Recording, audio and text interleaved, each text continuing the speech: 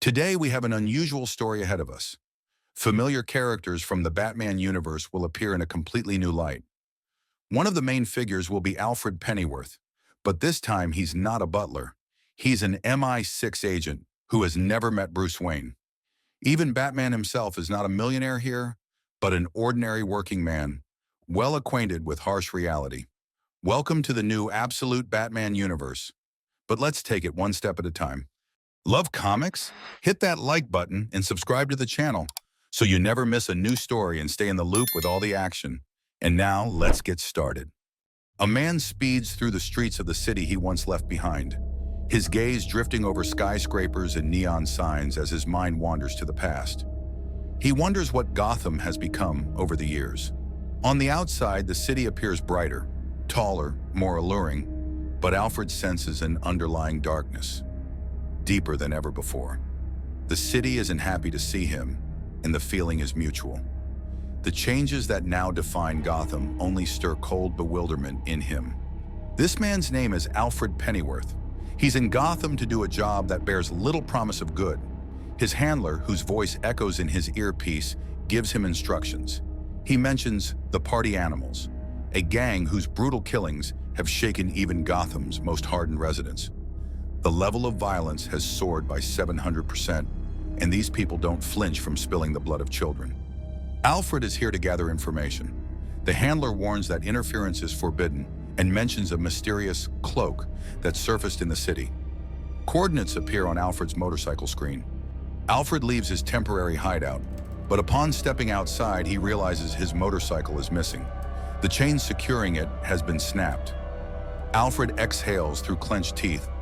This precisely is the reason for his hatred toward this city. Meanwhile, in one of Gotham's gyms, a true beast is training, Bruce Wayne. By day he works, and by night he brings order to the city he considers his own. Young, strong, and athletically built, he moves with the grace of a predator. Every punch he lands on the heavy bag is preparation for his nightly hunt, where, like a lion, king of the beasts, he pounces on his prey. Suddenly, memories pull Bruce back into the past. He recalls a school trip to the zoo with his classmates and his teacher, his father. Young Bruce admired the lion's strength and fearlessness, longing to be just like it. But his father said that strength and courage aren't everything.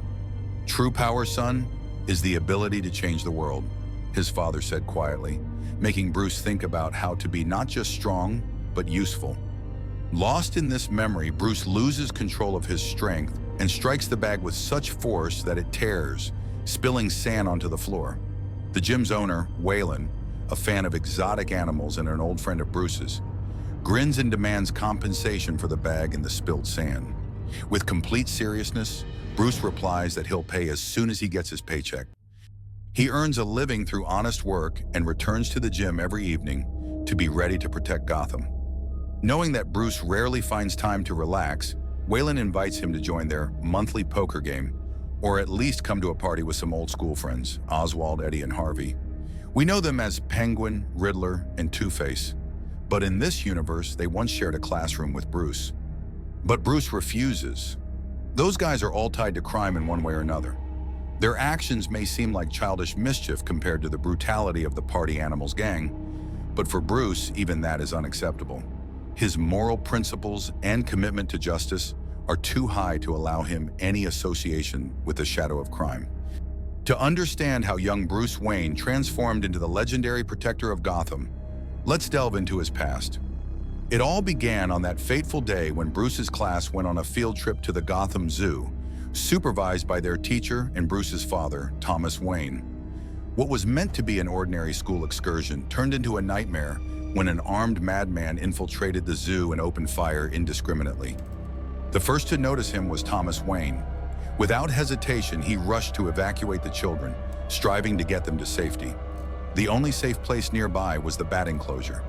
He shoved all the children inside, including Bruce, and closed the enclosure door. He stayed outside, ready to sacrifice himself to give the children a chance to escape. He wasn't a fighter, not a lion, but he possessed no less courage and determination. That day, Thomas Wayne gave his life to protect others. This event left a deep scar on young Bruce. The loss of his father at such a tender age shattered him. He was on the brink of getting lost in darkness.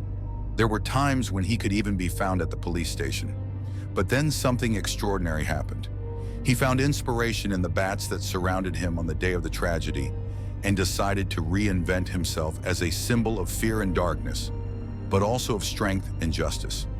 Bruce graduated from high school with top marks and enrolled in the best university in the state.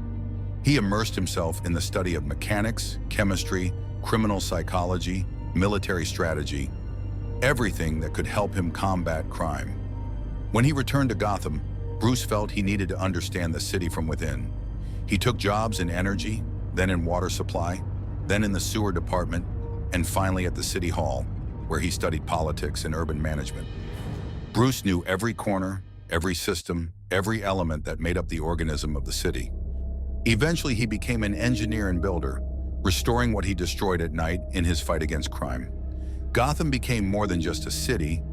It became a part of Bruce, a living entity that he sought to heal and protect.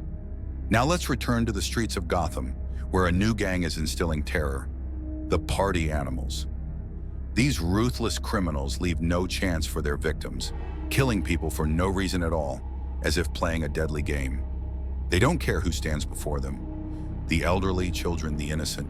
No one is safe from their chaotic cruelty. The Party Animals are not just a gang. They are an international network reminiscent of a cult. Their members are organized into sects, each named after an animal. Goats here, giraffes there.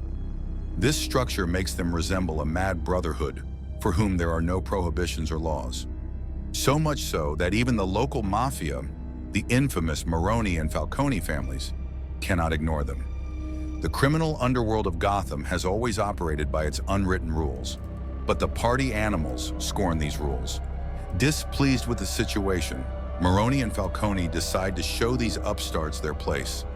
On a luxurious yacht, the mobsters meet with the leader of the Party Animals, the enigmatic Roman, surrounded by loyal henchmen and his family. At first, Maroni and Falcone disdainfully remind Roman of their families, which have ruled Gotham for a century and a half. They are confident that these newcomers cannot take their place as long as the old guard exists in the city. But Roman merely smirks. He responds that the Party Animals do not just respect history, they are history. To prove his words, he opens a box filled with death masks, displaying figures whose spirits he claims he and his people honor. There's the mask of Socrates, here's Martin Luther, and there's George Washington. Then Roman shows the next mask. It's the mask of Maroni's brother, another of Falcone's cousin. At that moment, the mobsters come to a horrifying realization. Their relatives are dead, and they themselves have fallen into a deadly trap.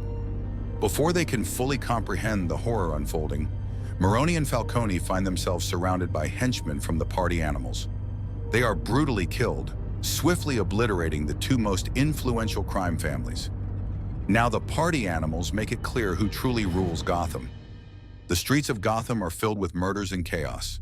Mayor Jim Gordon urgently calls a meeting of residents to discuss how to stop the terror of the Party Animals gang. The citizens are outraged. Voices are raised claiming that the old corrupt mayor was at least tough and knew how to keep crime under control. Meanwhile, Alfred Pennyworth is lying in wait on the rooftop of a nearby building. He notices heavily armed members of the Party Animals preparing to storm the building. But Alfred knows he cannot intervene. His task is strictly limited to gathering data. With a deafening explosion, the gangsters burst through the door and enter. Without hesitation, they open fire, hitting Mayor Gordon and gunning down police officers and civilians. Panic ensues in the building as blood stains the walls. At that moment, an unseen force hurls the gangsters out into the street and slams the doors shut behind them. The mayor's surviving daughter hears a voice from outside. "Whatever you hear, do not open that door." These are the same words young Bruce Wayne heard from his father on that fateful day at the zoo. With every passing second, dozens of Party Animals thugs converge on the city hall. Alfred watches tensely through the scope, ready to intervene, but he holds back. A command is a command. Moreover, Batman has already entered the fray. As soon as the criminals open fire on him, he shields himself with a cloak made from an elastic yet bulletproof material of his own design. Batman goes on the offensive. This time he fights particularly brutally, showing no mercy to his foes. His cloak becomes a weapon. It is both elastic, allowing him to grab and throw enemies, and as hard as steel, ripping through his opponent's armor. However, there are too many adversaries. For every defeated gangster, dozens more take their place. Batman then retrieves throwing blades hidden in the ears of his costume and hurls them at the attackers, returning them back to his hand. He also uses the blades in close combat, where he is unmatched. Suddenly, one of the gang's leaders appears, a massive thug wielding a giant cleaver. With a smirk, he boasts that he has killed more people with that cleaver than Batman can imagine. In response, Batman pulls out a menacing-looking folding axe and approaches the leader. The clash is short but fierce. Without hesitation, Batman chops off the thug's arm along with the cleaver and points toward the nearest hospital. Alfred, observing from a distance, notes that despite the ferocity of the battle, Batman does not kill his enemies. They are gravely wounded and in agony, but all remain alive. This realization makes Alfred understand that Batman remains an idealist despite his grim exterior. Batman gives the remaining gangsters one last chance to get out of his way. His warning is harsh and frightening, and the anger in his voice causes the criminals to retreat. They panic and rush down the stairs, but right into the spot where Alfred has planted explosives. With one explosion, he eliminates the entire gang. When the fight ends, Alfred descends to the scene, finding Batman in his final moments on the battlefield. Confidently, Alfred sneaks up on Batman and presses a shotgun to his head. However, Batman acts faster. In a split second, he disarms Alfred, takes the weapon, and vanishes into the shadows of the night. Unable to endure the humiliation after his last encounter with Batman, Alfred decides to find out who hides behind the mask. Using his skills and connections, he tracks down the entire history of Bruce Wayne. How the boy, having lost his parents, grew up to become Gotham's protector. Alfred discovers Bruce's weak point, his mother who lives in seclusion. He sets up an ambush in an alley across from her house, waiting for Bruce to appear. Just as Alfred is about to pull the trigger, a message from his daughter distracts him momentarily and alters his plans. Resisting the urge, he decides that a simple murder isn't enough to break Batman. But Alfred doesn't back down. He finds one of Batman's secret bases in a skyscraper under construction, where Bruce Wayne works during the day and, it turns out, conducts his activities as Batman at night. Alfred sneaks inside, moving like a shadow, but Batman has already noticed him. Batman emerges before Alfred, suddenly stepping out of the darkness with a shotgun in hand. Alfred, knowing Batman's ideals, boldly demands his shotgun back, believing he wouldn't dare use it. However, Batman unexpectedly pulls the trigger and shoots Alfred right in the face. Alfred falls, stunned but alive. Instead of lethal bullets, the shotgun was loaded with bat-shaped badges, a reminder that Batman is always one step ahead. Disposing of Alfred, Batman hops on the motorcycle stolen earlier in the story and crashes through a wall, flying out into the abyss of the night.